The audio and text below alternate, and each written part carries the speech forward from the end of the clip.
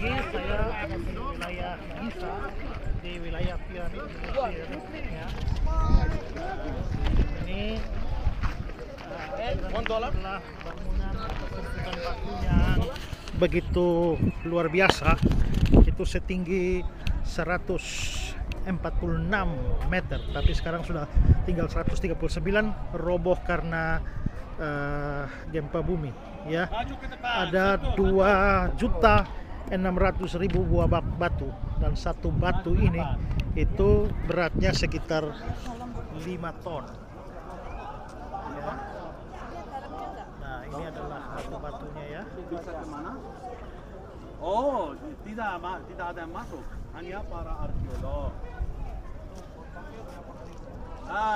Yang paling bawah 15 ton.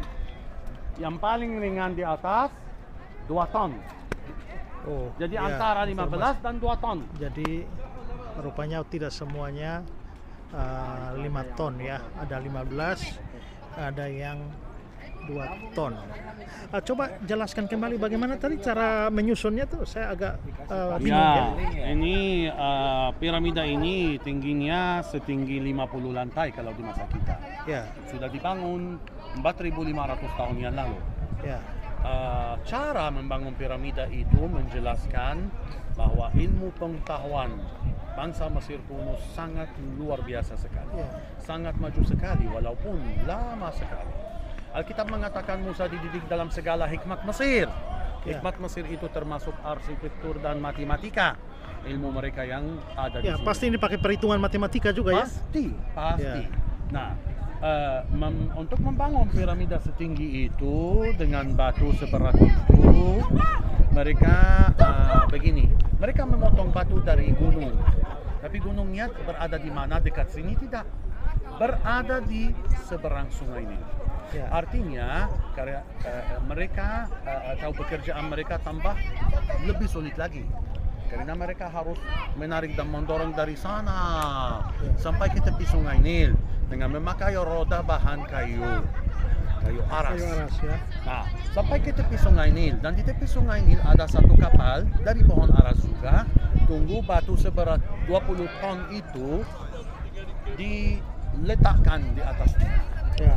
Nah, kapal itu menyeberang sungai dan dari sisi barat ditarik dan didorong lagi sampai ke lokasi mereka mau membangun piramida, yaitu berada di sini. Mereka hanya menyusun tingkat batu pertama. Kalau kita mengatakan lantai pertama. Nah, kalau mereka mau menyusun lantai kedua, bagaimana cara mengangkat batu seberat itu dari bawah ke atas? Itu sederhana tetapi sangat cerdas. Karena di sini ini gurun pasir terluas di dunia. Ada banyak pasir. Mereka bikin jalan mendaki dengan memakai bahan pasir. Dari dasar itu ya. Dari dasar. Ya. Ya, terus naik terus. Karena lantai kedua tersusun, jalan mendaki naik sedikit lagi. Lantai ketiga tersusun. Lalu menariknya pakai apa? Pakai atas? Menariknya pakai tali lebar dan luar biasa. Ya, tapi tetap memakai roda bahan kayu. Oh ya. Oke. Dan jalan mendaki itu berputar mengelilingi bangunan piramida. Sampai ada akhirnya puncak tersusun, maka waktu jalan mendaki itu mau dirompak, maka piramida sudah diplaster dari atas ke bawah. Artinya mereka membangun piramida dari bawah ke atas, memplasternya dari atas ke bawah dengan memakai batu juga. Tapi mereka tidak pernah memakai bahan lem apapun. Tapi kenapa tidak jatuh? Kenapa tidak jatuh? Karena cara mereka menyusun batu begini, supaya bisa tahan. Matematikanya luar biasa. Ya, mereka sangat perhatikan setiap milimeter, sentimeter, dengan memakai alat yang sangat sederhana pada zaman dahulu untuk memotong batu. Siapa arsiteknya? Arsiteknya, para arkeolog sudah menemukan patung arsiteknya itu berada di Museum Nasional Kairo. Itu juga patungnya sangat menakjubkan karena patung itu umurnya 4.500 tahun. itu beliau insinyur sama istrinya.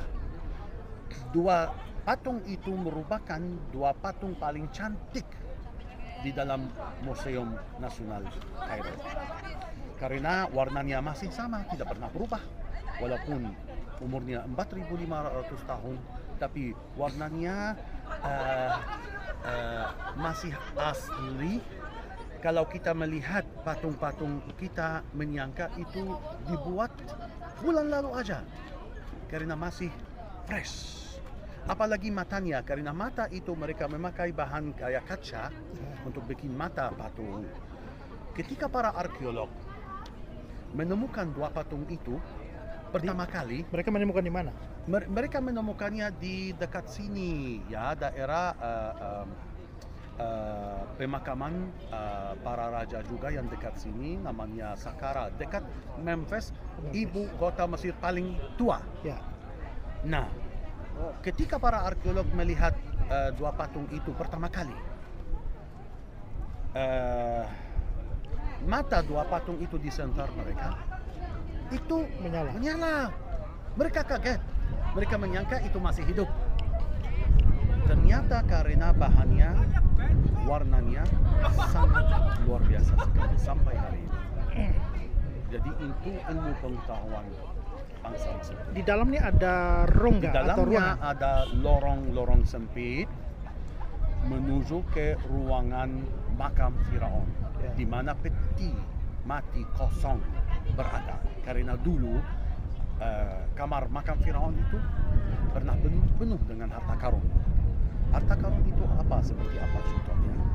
Apa saja yang mereka pakai selama mereka masih hidup, mereka bawa ke dalam piramid. Tetapi semua ini kita lihat ada lubang-lubang di atas, ya. Jadi sejak dahulu terus-menerus Mesir dijajahi oleh bangsa-bangsa asing seperti Farisi, bangsa Romawi, dan kerajaan Arab, Ottoman. Mereka mau membongkar piramida karena mereka tahu itu isinya ada hiasan emas, ada barang-barang berharga. Tapi yang aneh juga, termasuk jenazah Firaun hilang. Ya, karena ada yang mencuri jenazah. Ini jenazah Firaun apa yang di sini? Ya, Firaun Cheops namanya. Karena bangunan sebesar itu hanya untuk Raja. Kalau Ini suami sebesar ini untuk satu orang saja? satu orang, itu suami. Kalau istri dan anak-anak di makam tidak jauh dari raja, dari Firaun, di piramida berukuran lebih kecil lagi. Nanti di jalan kita akan melihat. Ya. Lalu yang piramid yang sana itu apa? Yang agak Itu kecil? penerusnya. Penerusnya ya. Ya, ini Cheops, penerusnya Kefren, penerusnya satu lagi Mykerinos.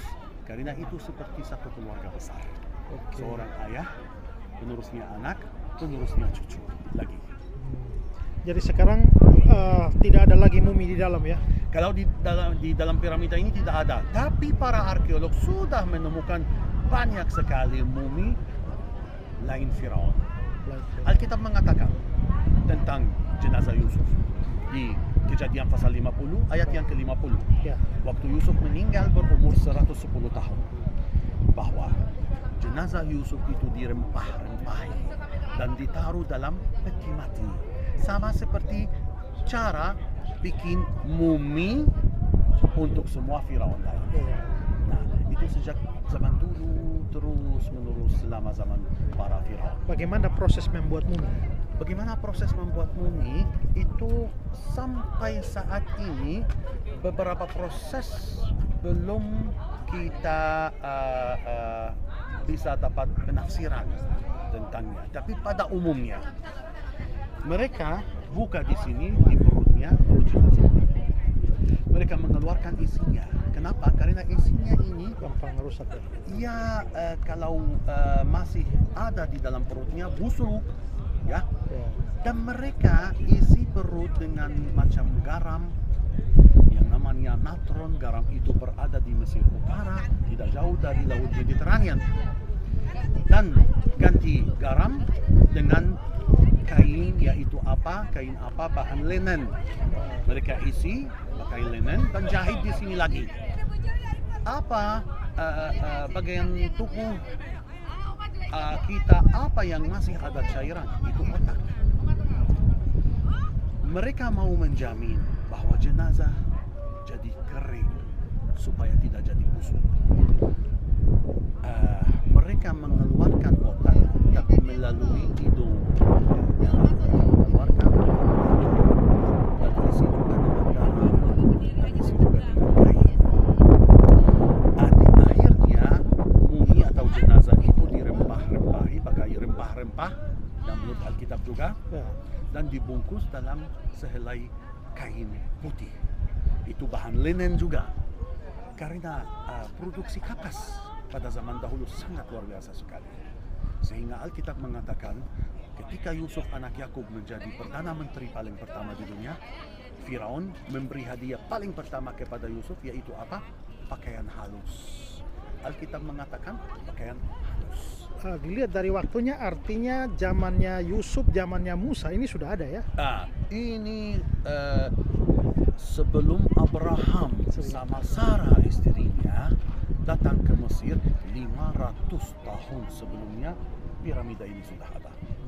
Oke, mereka berusaha untuk mengawetkan mayat mumi seperti itu. Itu hanya berlaku buat raja-raja atau semua rakyat? Semua rakyat, tapi pakai bahan-bahan lebih murah lagi. Seperti kualitas apa saja yang kita beli pada zaman kita. Ada yang mahal, ada yang murah. Termasuk peti mati juga. Ada yang mahal, mewah, luar biasa, ada yang murah. Apakah ada kepercayaan di balik itu? Pasti. Sehingga mereka mau Karena melakukan mereka itu? melihat ada matahari, sesudah matahari terbit pasti akan terbenam. Dan artinya kehidupan dewa-dewi juga akan berakhir, apalagi manusia. Manusia akan hidup terus-menerus di alam baka sesudah dia meninggal. Itu sebabnya mereka bawa juga segala macam barang yang dipakai oleh mereka selama mereka masih hidup ke dalam kuburan mereka. Untuk hidup. Dengan harapan mereka memakai semua di alam baka. Termasuk tubuh ini perlu diawetkan. Termasuk tubuh itu yang paling penting, karena menurut kepercayaan mereka, ketika rohnya mau kembali mencari orangnya, jenazahnya harus lengkap. Kalau jenazahnya tidak ada, rohnya hilang. Tapi kalau masuk otaknya sudah tidak ada. Ya. Tapi otaknya yang dikeluarkan disimpan di satu kantong, beda lagi. Tapi yang penting jenazah jadi kering. Tapi sebenarnya ini bisa menolong kita untuk membuat pendekatan Injil ya. Ya pasti. Bahwa kekristenan mengajarkan adanya hidup setelah mati. Tapi kita tidak perlu repot-repot bikin mumi semacam ini. Betul karena sekali. Tuhan Yesus datang, kita semua diberikan tubuh yang baru. Amin. Ya. Amin. Ya. Oke, terima kasih Amin untuk informasi yang sangat berguna. Tuhan Yesus memberkati. Tuhan Yesus memberkati. Ya. Demikian saudara, wawancara saya dengan Amin, seorang Kristen Koptik Mesir, ya, yang mempunyai pengetahuan dan wawasan sejarah yang baik sekali, seperti yang saudara sudah dengarkan dari Giza, Piramid Mesir. God bless you.